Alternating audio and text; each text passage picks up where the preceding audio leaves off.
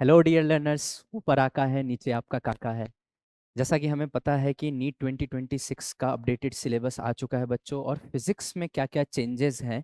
वैसे मोटे तौर पे फिजिक्स में कोई चेंज नहीं है, लेकिन फिर भी हम लोग अपने पोटेंशियल चेंजेस को एनालाइज कर सकते हैं कि क्या ऐसे चेंजेस हैं या क्या ऐसे फंडामेंटल बेसिक डिफरेंसेस हैं पहले के सिलेबस और अब के सिलेबस में, जिस पे क्वेश्चन आ सकता है और जो हमें क्लिक होना बहुत ज़रूरी है। और स्पेशली स्पेशली हमारा प्रिपरेशन इस तरीके से ओरिएंटेड हो कि उन चीज़ों को हम लोग कवर कर पाए, और अगर कोई सवाल नीट में उस टॉपिक से आता है तो हमसे मिस आउट ना हो पाए। Let's come to the point. सबसे पहले तो मेजरमेंट की बात करें तो units of measurement, system of units, fundamental, derive unit, least count, ये सब सब पुराने की तरह कंटिन्यू हो रही बेटा। Error in measurement, dimension of physical quantity, dimensional analysis and its application, यहाँ तक सारी चीजें आएंगी, आनी भी चाहिए। ये सारी की सारी चीजें लास्ट टाइम का ही रिपीटेशन है। अगर हम लोग काइनामेटिक्स में देखें तो काइनामेटिक्स में वही सारी चीजें हैं। फ्रेम ऑफ रेफरेंस है, position, time, graph, speed, velocity, average speed, instantaneous velocity, accelerated motion, velocity, time, addition, subtraction, scalar, vector, product, ये सारी चीजें हम लोग पहले भी पढ़ते थे। रिलेटिव मोशन 1D और 2D में पढ़ते थे, उस पर फोकस रखिएगा इस बार, क्योंकि हो सकता है कि सवाल को ट्विस्ट करने के लिए इससे इस बार इस टॉपिक का वेटेज बढ़ जाए, है ना। अब ऐसा मैं क्यों बोल रहा हूं, उसके पीछे क्या बेसिस है, मैं आपको आगे चल के समझाऊंगा। ध्यान से देखते चलिए। यहाँ लॉज ऑफ मोशन है। लॉज ऑफ मोशन में आपको पता है, यहाँ पे एक चीज दे रखा है कि इक्विलिब्रियम ऑफ कंकरेंट फोर्सेस पे फोकस करना, और इतना ही नहीं, यहाँ पे आपको रोलिंग फ्रिक्शन भी दिख रहा होगा बेटा। ध्यान से समझिएगा इस बात को। अगर उसने रोलिंग फ्रिक्शन डाल दिया, भले ही उसने जाके रोटेशन में रोलिंग मोशन समझाया है या नहीं समझाया है, या कंबाइंड ट्रांसलेशनल रोटेशनल मोशन के कॉम्प्लिकेटेड केसेस जो बनते हैं उसका उसने नाम लिया है या नहीं लिया, लेकिन चूंकि यहाँ रोलिंग फ्रिक्शन डाल दिया है तो आपको यहाँ पे ध्यान देना पड़ेगा। हालांकि रोलिंग फ्रिक्शन का जो मैकेनिज्म है वो डिफरेंट होता है, लेकिन फिर भी आपको रोलिंग मोशन पढ़ के जाना है। आप फॉर ग्रांटेड नहीं ले सकते। कॉन्करेंट फोर्स है तो यहाँ पे इक्विलिब्रियम ऑफ कॉन्करेंट फोर्स में ऑब्वियस सी बात है कि टॉपलिंग वॉपलिंग के क्वेश्चन अवॉइड किए जा सकते हैं, है ना। फिर भी आप पढ़ के जाइएगा बेटा, रिस्क नहीं ले सकते। वर्क पावर एनर्जी में वही है, work done constant variable force के वजह से। Work energy theorem most important topic है, आपको भी पता है। पावर मोस्ट इंपॉर्टेंट टॉपिक है। पावर में इसने कुछ नहीं स्पेसिफाई किया, तो आपको हर तरह के पावर का क्वेश्चन पढ़ के जाना है। स्पेशली वो प्रॉब्लम्स भी पढ़ने हैं जिसमें हम लोग ऐसा कह देते हैं कि एक कार है या एक मोटर है या दो मोटर है, उनके पावर जो है सेम है, तो बताइए कि इतने देर अगर उनसे अगर हम लोग काम लें तो किसका डिस्प्लेसमेंट का क्या रेशियो होगा, स्पीड के क्या रेशियो होंगे, वैसे वाले प्रॉब्लम भी आपको करके जाना है ना। इसका potential energy, conservative, non conservative force, ये सब तो हमेशा की तरह रहते हैं। रोटेशनल मोशन में centre of mass of two particle rigid body, basic concept of rotational motion. अब ये basic concept of rotational motion में तो बहुत सारे कॉन्सेप्ट आ सकते हैं, है ना। तो मतलब आपको सब चीज को प्रायोर लेके चलना है, किसी भी चीज को फॉर ग्रांटेड नहीं लेना है ना। आप जब डीप इनसाइट डालिएगा इस सिलेबस पे तो आपको पता चलेगा कि कितनी सारी चीजें इसमें सीखने लायक है ना। वैसे तो कहने के लिए सारी चीजें मोटे मोटे तौर पे रिपीटेड है, जो डिफरेंट है उस पे भी हम लोग ध्यान देंगे, है ना। Angular momentum, conservation of angular momentum, moment of inertia, radius of gyration, आपको पता है one of the most important topic है एमआई में, वो आ सकता है। सिंपल ऑब्जेक्ट्स के मोमेंट ऑफ इनर्शिया पूछ सकते हैं, पैरेलल परपेंडिकुलर एक्सिस पे। Comparison of linear and rotational motion, आखिर में आ गया ये चीज, comparison of linear and rotational motion में तो कंबाइंड लीनियर और रोटेशनल मोशन भी दे सकते हैं ना। हालांकि कंपैरिजन की बात कर रहा है, लेकिन फिर भी हम लोग रिस्क नहीं ले सकते। ग्रेविटेशन में सारी चीजें एज इट इज है, और ग्रेविटेशन में लगभग हर बच्चा उतना प्रिपेयर करके जाता है जितने में क्वेश्चन ना छूटे, बशर्ते अगर ग्रेविटेशन के क्वेश्चन को मिक्स कर दिया जाता तो आपको वो आना चाहिए, राइट। अब जैसा कि आपको पता है कि हमारा one of the most famous और रेस्पेक्टेबल टेस्ट सीरीज है, दैट इज एनएनटीएस, एनसीईआरटी निचोड़ टेस्ट सीरीज। मतलब ऑल ओवर इंडिया ये one of the most highly recommended test series है। इसका होम किट तैयार हो चुका है बेटा, जिसमें 6 पार्ट टेस्ट हैं, 11th के 6 पार्ट टेस्ट हैं, 12th के, है ना, 8 फुल टेस्ट भी आपको मिल जाएंगे। टोटल 20 टेस्ट है, उसके डिटेल सॉल्यूशन भी आपको मिल जाएंगे। One of the most recommended test series है, इसको दीजिएगा तो इसमें आपको सारे वैरायटी ऑफ प्रॉब्लम्स मिल जाएंगे, टफ पेपर के हिसाब से, इजी पेपर के हिसाब से, tough but conceptual, easy but conceptual, हर तरह के प्रॉब्लम मिल जाएंगे। तो आपका एक कंप्लीट प्रिपरेशन यहाँ से इंश्योर हो जाएगा। Let's come to the point. Properties of solids and liquid पे आते हैं। आपको पता है इसमें अपना मैकेनिकल प्रॉपर्टीज ऑफ सॉलिड भी आ गया, लिक्विड भी आ गया, फ्लूइड भी आ गया, टर्मिनल वेलोसिटी, स्टोक्स लॉ यहाँ पे आ गया। इससे जो है न्यूमेरिकल आने की इस बार चांस ज्यादा है। क्यों बोल रहा हूँ मैं, आगे चल के आपको समझ में आएगा। बेसिकली एक्सपेरिमेंटल स्किल्स पे इस बार इन लोगों ने बहुत ज्यादा फोकस दिया है, और क्या क्या टेक अवे पॉइंट्स है मैं उस पर भी आऊंगा। Streamline, turbulent flow, critical velocity बहुत इंपॉर्टेंट है, रेनॉल्ड्स नंबर वगैरह। ये सब पढ़ के जाएंगे।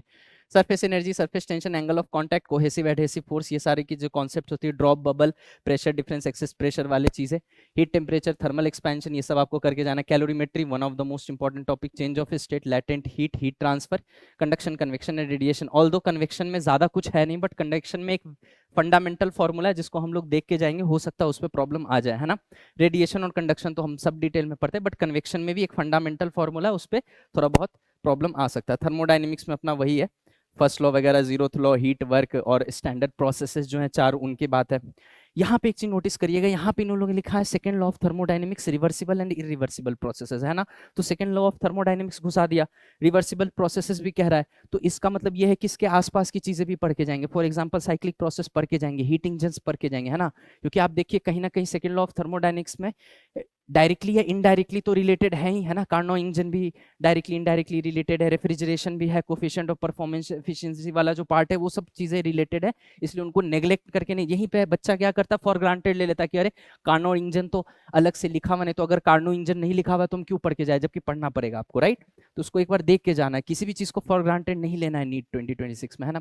केटीजी में अपनी सारी चीजें ऑलमोस्ट सेम है, ऑलमोस्ट क्या, सब कुछ सेम है, ऑसिलेशन एंड वेव्स में भी कोई खास अंतर नहीं आया है।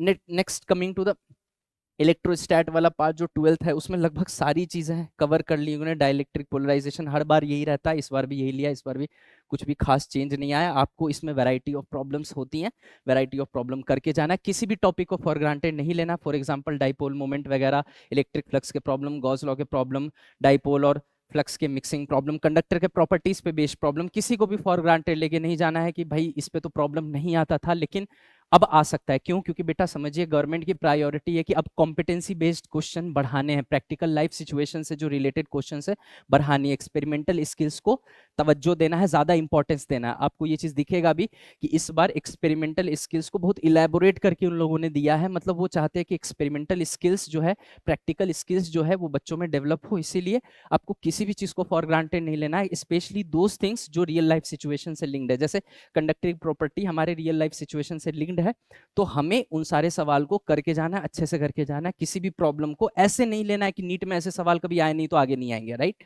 तो इस चीज को इंपॉर्टेंस देना है ना। करंट इलेक्ट्रिसिटी में भी सारी चीजें वही हैं, मैग्नेटिक इफेक्ट्स ऑफ करंट में भी आपको सारी चीजें पढ़ के जानी है ना। मतलब कोई खास सिग्निफिकेंट चेंज दिख नहीं रहा है। मीटर व्हीट स्टोन ब्रिज है, मीटर ब्रिज है ना। यहाँ पे एक चीज और है टेम्परेचर डिपेंडेंस ऑफ रेजिस्टेंस है, इस पर नोटिस करके जाइएगा। Cell series parallel, Kirchhoff law and their application डाल दिया। भाई देखिए आप समझने की कोशिश करिएगा, भले यहाँ पे पोटेंशियल डिवाइडर नहीं लिखा हुआ है, पोटेंशियोमीटर नहीं लिखा हुआ है ना, लेकिन Kirchhoff law and its application इसने लिख दिया है, तो इसमें वो कहीं भी घुस सकता है, किसी भी तरह के प्रॉब्लम को फ्रेम किया जा सकता है। इसलिए आप छोड़ के मत जाइएगा, एक दो प्रॉब्लम देख लीजिएगा, एटलीस्ट आपको सबके बेसिक कॉन्सेप्ट्स पता होने चाहिए, ताकि उस तरह के प्रॉब्लम आए तो फ्रेश सिचुएशन में आपका दिमाग काम कर पाए, right. Magnetic effects of current की सारी चीजें हमने यहाँ डाल रखी है। EMI AC EM वेव में कोई चेंज नहीं है, सेम टू सेम है, सारी चीजें इंपॉर्टेंट है, सारी चीजें पढ़ते हैं।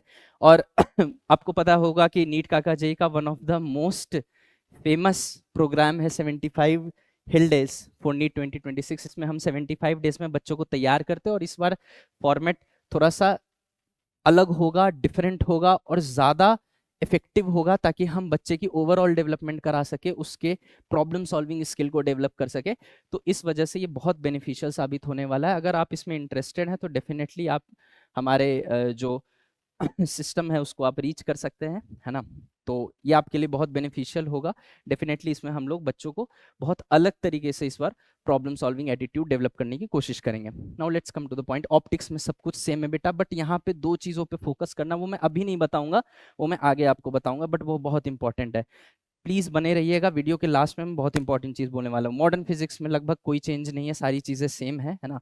बस ये रखिएगा याद कि एटम एंड न्यूक्लियाई में जो ये लास्ट में न्यूक्लियर फ्यूजन फिशन दे दिया, इसमें वो अल्फा बीटा गामा डीके वाले सारे सवाल करके जाना, फॉर ग्रांटेड नहीं लेना है। 25 में भी आया है, हो सकता है आगे भी आए, है ना।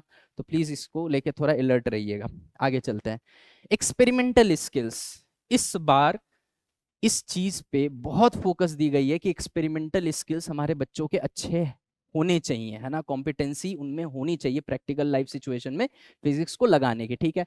वर्नियर कैलिपर, जब अपन वर्नियर कैलिपर और स्क्रू गॉज पढ़ते हैं तो उसमें ऑलरेडी हम लोग इनर डायमीटर मेजर करना, outer diameter, least count, zero error, ये सब बहुत डिटेल में पढ़ते हैं, तो उसमें कुछ भी नया नहीं है, उसके न्यूमेरिकल प्रैक्टिस करना है। यहाँ पे देखिए बेटा, simple pendulum and dissipation of energy. Dissipation of energy से साफ साफ समझ में आ रहा है यहाँ पे कि यहाँ पे कोई डिसिपेटिव फोर्स लगने से सिंपल पेंडुलम में जो चेंज आता है उस चीज को देख रहे हैं, मतलब कहीं ना कहीं डैम्पिंग के कुछ प्रॉब्लम आपको करके जाने हैं इनडायरेक्ट वे में। देखिए डैम्पिंग का जो फॉर्मूला है या डैम्पिंग का जो कॉन्सेप्ट है, उसका जो मैथमेटिकल पार्ट है, ऑब्वियस सी बात है नीट के हिसाब से वो रिलेवेंट नहीं है, लेकिन जो डैम्पिंग का कॉन्सेप्ट है कि डैम्पिंग होता क्या है, कैसे होता है, क्या होता है, उसमें एनर्जी का लॉस होता है, धीरे धीरे एम्पलीट्यूड घटता चला जाता है, ये सब बातें आपको पता होनी चाहिए, उस पर सवाल आ सकता है, इसलिए मैंने उसको हाईलाइट कर रखा है। बाकी आप मीटर स्केल वगैरह, यंग्स मॉडुलस, ये सब के न्यूमेरिकल अपन करते हैं। Surface tension of water and capillary rise, देखिए capillary rise, surface tension, effect of detergent, cohesive force, adhesive force क्या हो जाता है, ये सब बहुत इंपॉर्टेंट है। इस पे थ्योरेटिकल क्वेश्चन भी बन सकते हैं, न्यूमेरिकल। देखिए एक्सपेरिमेंटल स्किल्स का मतलब ये कतई मत समझिएगा कि सिर्फ और सिर्फ एक्सपेरिमेंट में यूज होने वाले जो फॉर्मूले डेराइव होकर आ रहे हैं उस पे न्यूमेरिकल आता है। एक्सपेरिमेंटल स्किल्स का मतलब ये भी होता है कि उस पर्टिकुलर एक्सपेरिमेंट में जो भी थॉट प्रोसेस या जो भी थ्योरी इन्वॉल्व है, उस थ्योरी के भी क्वेश्चन आ सकता है, असर्शन रीजन बन के आ सकता है, थ्योरेटिकल टाइप का क्वेश्चन बन के आ सकता है, स्टेटमेंट वाइज सवाल आ सकता है, राइट। तो इस चीज पे भी ध्यान देना। Coefficient of viscosity, viscous force, terminal velocity, ये तो आप एनीवे करते हैं और आपको करना भी पड़ेगा, सारे न्यूमेरिकल इसके देख के जाने पड़ेंगे। Speed of sound, resonance tube important है, हो सकता है इससे सवाल आ जाए, थोड़ा सा टफ एंड पे अगर पेपर बनाना चाहते हैं या फिर एक दो ही सवाल चाहते हैं कि टफ एंड पे हो ताकि वो एक फिल्ट्रेशन क्रिएट हो जाए, तो रेजोनेंस ट्यूब का क्वेश्चन आ सकता है, इसलिए मैंने हाईलाइट कर दिया, इसके सवाल को प्रैक्टिस करके जाइएगा। Specific heat, solid and liquid, methods of mixture, है ना भाई। आपको मैंने क्लास में जब मैं पढ़ाता हूं तो मैंने कई बार मिक्सचर के लिए specific heat, molar heat, capacity सब कुछ निकलवाया मैंने, गैसेस, मिक्सचर, लिक्विड वगैरह सबके लिए डिफरेंट डिफरेंट केसेस के लिए निकलवाया, तो वो सब आपको पढ़ के जाना, वो बहुत इंपॉर्टेंट है। Resistivity of material, metre bridge, resistance of wire, Ohm's law, resistance, figure of merit, गैले हाफ डिफ्लेक्शन मेथड, बेटा ये भी बहुत इंपॉर्टेंट है, ये one of the most important चीज है, ध्यान से समझिए मैं क्या बोलना चाह रहा हूँ। हाफ डिफ्लेक्शन मेथड में क्या होता है, रेजिस्टर हम शंट में लगा देते गैल्वेनोमीटर के ताकि डिफ्लेक्शन आधी हो जाए, ठीक है। बेसिकली इसमें करंट डिवीजन रूल आ गया।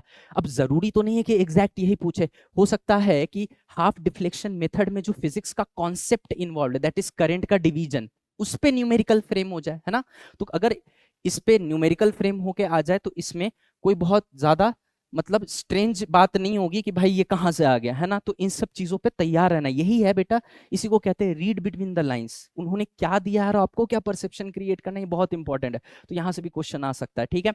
Focal length, concave, convex mirror, इन सब का कैलकुलेशन आपको आता है। Plot of angle of deviation, ये भी बहुत इंपॉर्टेंट है, angle of deviation and triangular prism. अगर यहाँ पे इस बार क्रिटिकल एंगल या TIR को प्रिज्म से मिक्स करके जो प्रॉब्लम बनता है, अगर वो आ जाता है, वो न्यूमेरिकल आ जाता है, तो इसमें स्ट्रेंज जैसा कुछ नहीं होगा बेटा, बहुत आसानी से हम ये एक्सपेक्ट कर सकते हैं। ग्लास स्लैब का रिफ्रैक्टिव इंडेक्स का कैलकुलेशन, इस पे भी न्यूमेरिकल आ सकता है ना, तो उस तरह के प्रॉब्लम आप करके जाइएगा, स्किप मत करिए। ये नहीं सोचिएगा कि ऐसे प्रॉब्लम देखे नहीं है मैंने या कभी PYQ में नहीं देखने को मिले तो नहीं आ सकते हैं। एक्सपेक्ट करिएगा कि कुछ नए सवाल, इजी बट नए सवाल आ सकते हैं, बट आपको कॉन्सेप्ट पता होना चाहिए। Zener diode finding reverse breakdown voltage आपको पता है, जीनर डायोड का एक एप्लीकेशन होता है वोल्टेज रेगुलेटर वाला, वो वाला न्यूमेरिकल करके जाना है। बाकी LED कैपेसिटर मिक्स कलेक्शन, अच्छा capacitor form of a mixed collection of such items, LED diode, अच्छा capacitor as a filter circuit use होता है, ये सब चीजें आपको थ्योरेटिकल पार्ट पता होना चाहिए। खैर ये तो रही फिजिक्स की, मतलब कुल मिला के 100 बात की एक बात है कि इस बार एक्सपेरिमेंटल स्किल्स पे ध्यान देना है। एक्सपेरिमेंटल स्किल्स में जो जो एक्सपेरिमेंट है उनके थ्योरी क्वेश्चन और उसमें जो फॉर्मूले इन्वॉल्व है उन पे हमें न्यूमेरिकल और मल्टीपल सिचुएशन में, मल्टीपल प्रैक्टिकल सिचुएशन में उन फॉर्मूलों के साथ कैसे डील किया जा सकता है, उनमें जो टर्म्स हैं, उन टर्मिनोलॉजी का मतलब, ये सब हमें क्लियर होना चाहिए, तो डेफिनेटली हमें एग्जामिनेशन में एक एज मिल सकता है। ओके अब आपको जैसा पता है कि क्रिसमस आने वाला है और न्यू ईयर भी बहुत नज़दीक है, तो हो सकता है कि परसों से हमारे नीट काका जी ऐप पे एक सेल अनाउंस हो और उस सेल्स में आपको CTC, फाइटर, NNTS, बायोकेम, विश्वास बैच सब कुछ बहुत ही मतलब डिस्काउंटेड प्राइस पे आप अवेल कर सकते हैं, तो प्लीज़ आप इस चीज़ को भी कंसीडर करें। That's all for today, thank you so much.